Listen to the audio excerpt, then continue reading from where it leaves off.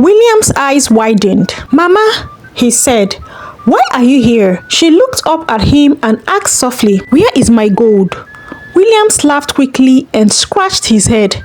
"Mama, I kept it where you told me to.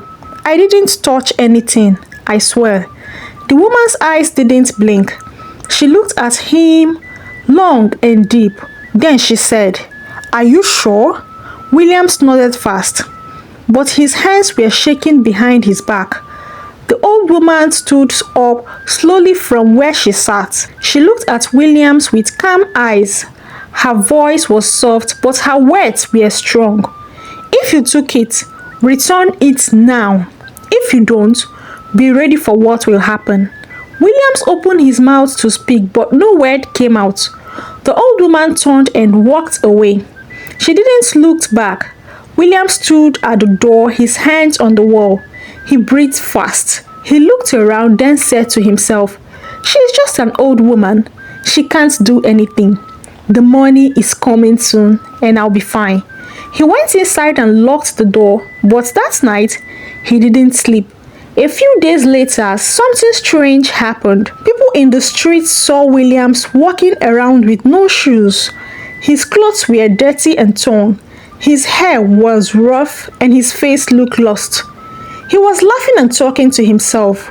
"Gold, I am rich," he shouted, throwing sands in the air. Children ran away from him. Some women closed their shops and stared. "Is that not Williams?" one man asked. "What happened to him?" No one had an answer. Lizzy was walking down the road holding her small bag. The sun was hot and the people were moving up and down. Then she saw someone coming from the other side. The person had no shoes. His shirt was torn. His hair was scattered. He was talking to himself and laughing. Lizzy stopped. Her heart jumped. She looked up again and shouted, "Williams!" The man stopped and looked at her. His eyes were red. His lips were dried. "Williams, is that you?" she asked. But Williams turned his face and began to walk away, still talking to himself.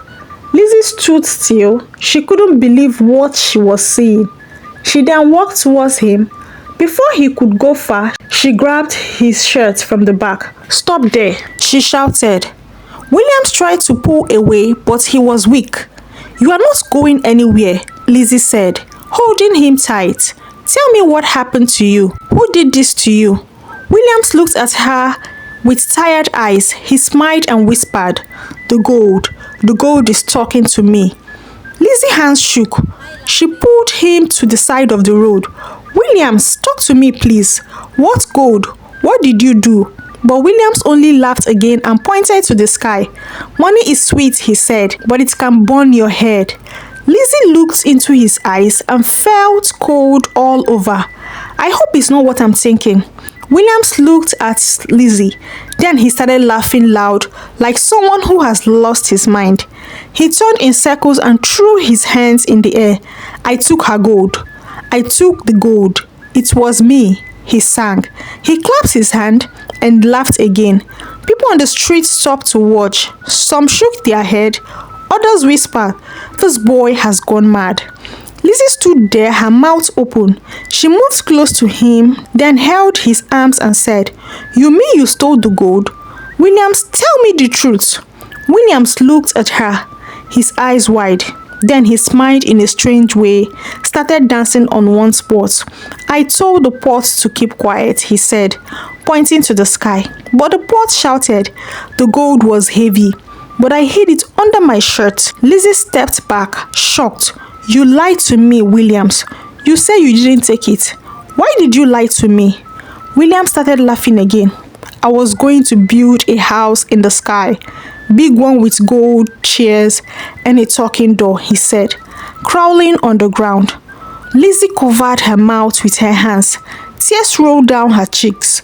Williams has lost his mind completely, and now she knew why. Lizzy looked around. People were still standing far away and watching. She held William's arms tight. "You are coming with me," she said.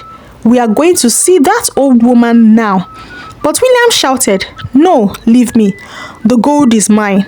Mine and the frogs." He tried to pull away from her. He kicked his leg and waved his hand. Lizzy held on tight. She was sweating. "Help me," she cried. "Please, somebody help me hold him." William started rolling on the ground, laughing and shouting, "The sky is falling. The sky is falling." A tall man with a cap stepped forward. "What's happening here?" he asked. Lizzy turned to him, still holding William's arms. "Please, sir," she said. "This is my friend. His name is Williams. Something is wrong with him. He has lost his mind." Williams was now crawling on the floor, talking to a stone. Lizzy continued, "I need help to take him to someone. Please help me, sir." The man looked at Williams and nodded. "Okay," he said. "Let's carry him together. He needs help fast." Williams suddenly stood up and shouted, "Don't let the pot see me." The man held him from one side. Lizzy held him from the other side. They began to move slowly towards the old woman's house. They reached the small compound. The sun was low. The place was quiet. The old woman was sitting outside her house on a wooden bench. She had a stick beside her and her eyes were on the ground. She didn't look up. She looked like she was deep in thought, like her heart was heavy. Her face was calm, but her eyes looked tired, as if she had been waiting for someone or something. Williams was mumbling behind Lizzy. "The pot, the gold, the frog," said. Lizzy ran to the old woman and fell on her knees. "Mama, please," she cried. "Please help."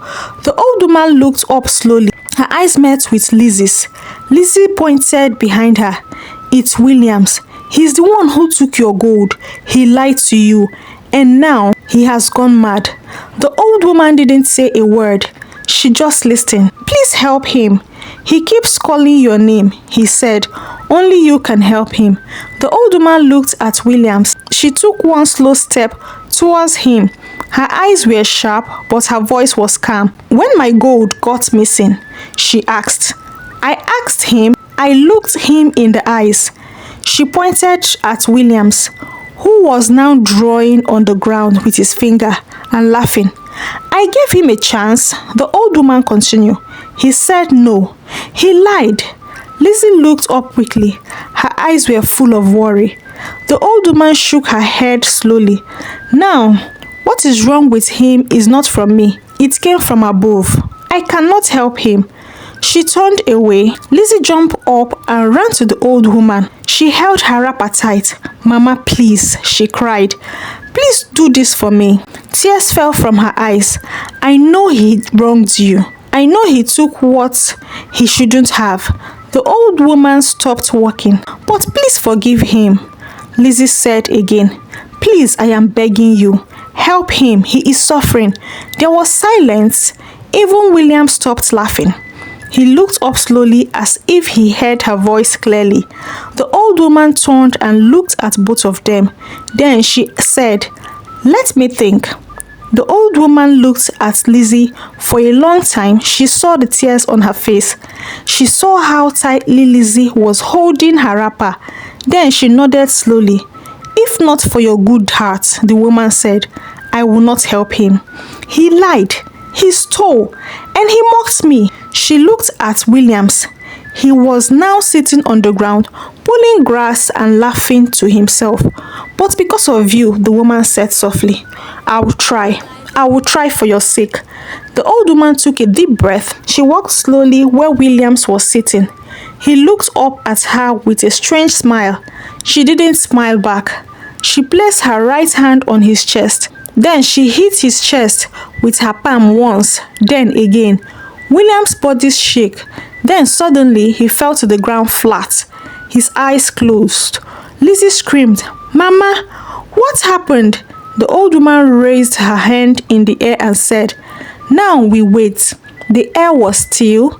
Williams was not moving. Everyone was silent. Lizzy bent down and touched Williams. She shook him gently. "Williams, wake up," she said. "Please wake up." Williams moved his hand. Then slowly he opened his eyes. He blinked. He looked around. "Where am I?" he asked in a weak voice.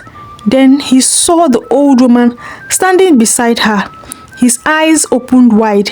He tried to stand and run away, but Lizzy and the man beside him held him quickly.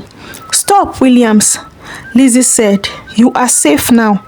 You were not well, you were mad." He looked confused. "What? Mad?" "Yes," Lizzy said. "You lost your mind. You were walking around with no shoes. You were talking to yourself." Williams turned slowly to the old woman. "You helped me," he said. The woman didn't say a word. Lizzy nodded. "Yes, Mama saved you." Williams knelt on the ground. "Thank you, Mama. Thank you for saving me. I didn't know what I was doing. Please forgive me." Lizzy looked at him. "Williams," she said, "please, where is the gold? Tell the truth now." Williams scratched his head. He looked down at the ground. "I gave it to someone," he said slowly. "Who?" Lizzy asked. "Who did you give it to?" "I don't know his name," Williams said, "but before I blacked out, he called me. He said the gold has changed." Lizzy frowned. "Changed? What do you mean?" Williams looked scared. He said the gold turned into pepper, red pepper. "I don't know how. That's what he told me." Lizzy looked up. She shook her head. "Williams, are you still lying, or do you think I am a fool?" "I am telling the truth," Williams said. "I swear that's what he said." Lizzy looked at him with doubt in her eyes. The air was quiet again. As Lizzy stood there staring at Williams, the old woman raised her hand slowly. "Lizzy," she said, "wait." Lizzy turned to look at her. The woman's voice was calm but strong. "Williams is not lying," she said. Lizzy looked surprised. "What do you mean, Mama?" The old woman sat down on the wooden bench beside them. She looked at the ground for a moment, then looked back up. "The gold didn't turn to pepper," she said. "It was taken back by the true owner." Lizzy's eyes widened. "What? I don't understand." The woman nodded slowly.